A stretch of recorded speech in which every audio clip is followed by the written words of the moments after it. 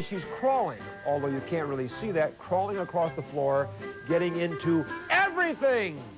And finally, here's one coming up in a second that you'll see, a plaintive look that might make the cover of Ladies' Home Journal, who knows.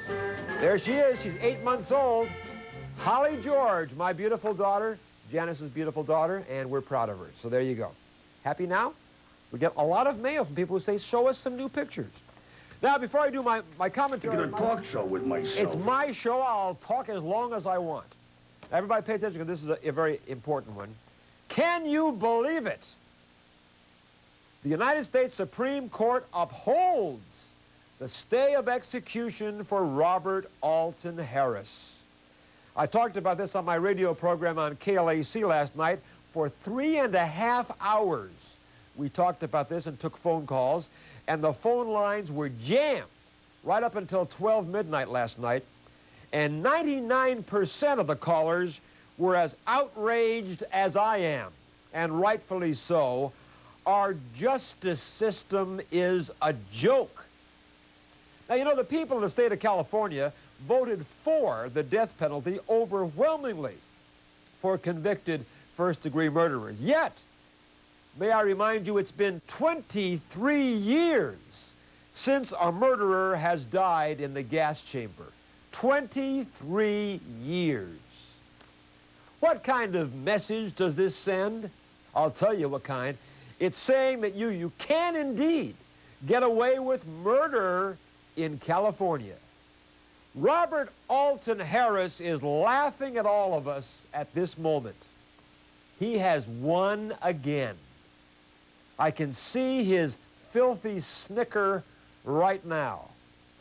And it's all because of that ludicrous Judge Noonan, who says that Harris may not have received proper psychiatric evaluation during his trial. Yet, as Governor George Dumajan points out, Harris was examined by several highly qualified and respected psychiatrists 12 years ago, and these psychiatrists found nothing to stop the trial. They found Harris mentally stable and fully capable to stand trial.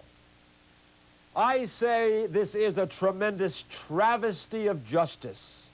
But the liberals, they're celebrating today, but I am grieving for the parents of Harris's victims. What must they be thinking today?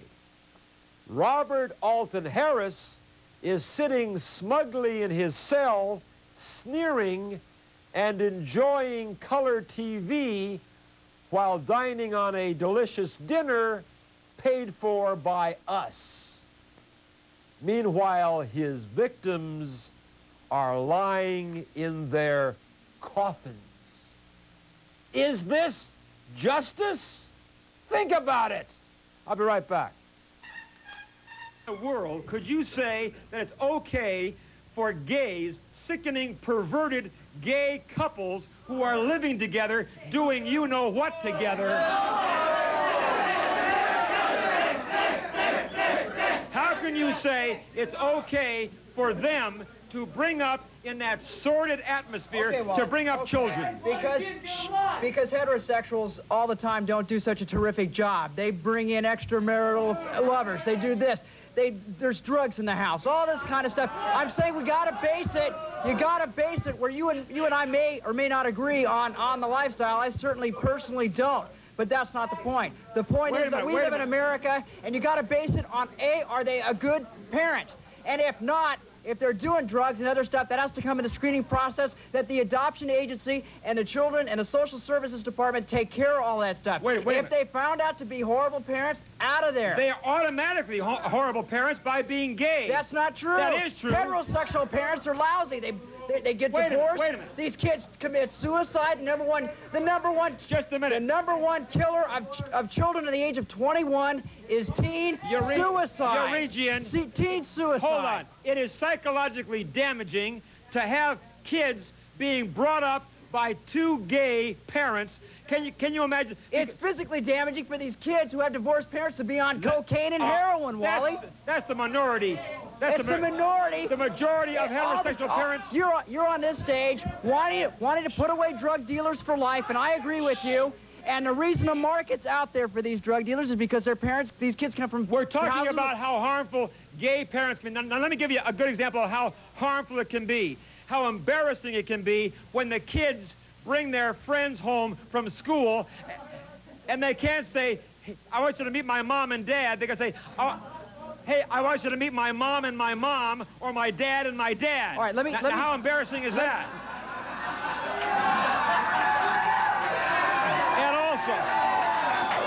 And also, how sickening is it when kids come into the bedroom and find their parents of the same sex? Kids shouldn't be in the bedroom. Kids shouldn't be in the bedroom with heterosexual parents or homosexual. That's basic, Wally. Yeah, but what they're doing, Rick, no. You might like to see stuff like that, but no kid wants to. Hey, I think he'd love to see that kind of thing. What do you think? No, Wally, no. Now, let me, hey, Rick, I want to tell you this. What happens is kids tend to emulate their parents. They copy their parents. Now, when homosexuals... If that's the case, your parents must have been idiots.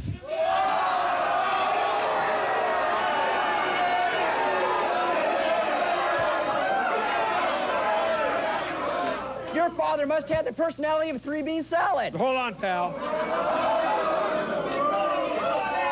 Hey, I don't think this guy was born. I think his parents bought him at the zoo. What do you think? Now, just a minute. What I'm saying is, and this is serious, this is no joke. Kids do tend to emulate their parents. And when you have two gays who are mother and father, or father and father, whatever, two gays bringing up a kid, you got to know that they're going to influence those children to become gay themselves. That's not true. Right? No, that's not true. It's Tuesday, and don't forget, every Wednesday evening at about 6 p.m., we tape screen.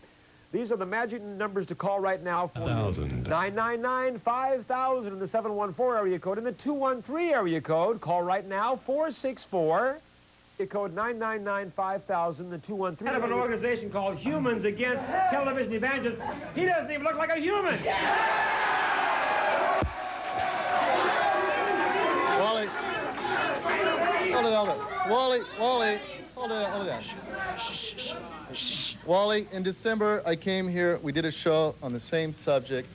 Now that the Baker controversy is out, now that the Baker controversy is out, the truth is out. We know these people are nothing but perverts and drug-abusing floozies. Wait a minute.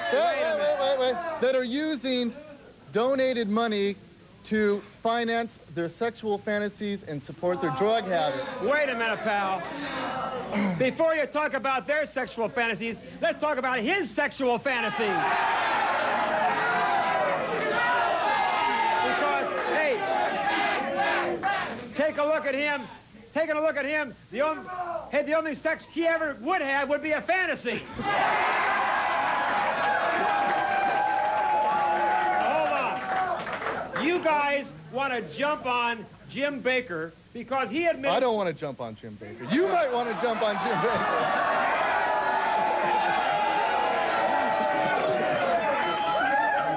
You probably do. Wait a minute. You consider yourself, I hope, to be a Christian-like type person, right? I think I am. Okay, then.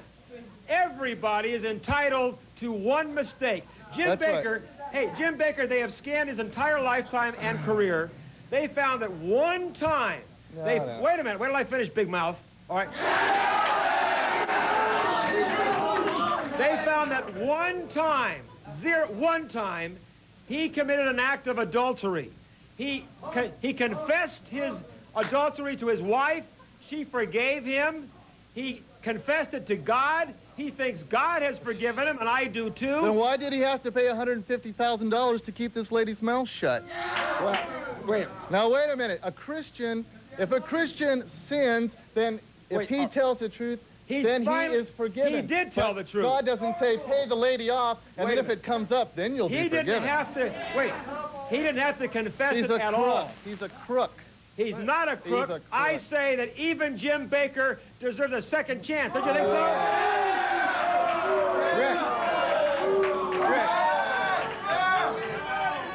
Rick, let's assume for the moment that what he did was wrong and so forth, and your accusations are correct. I'm not admitting that, but let's say that they are.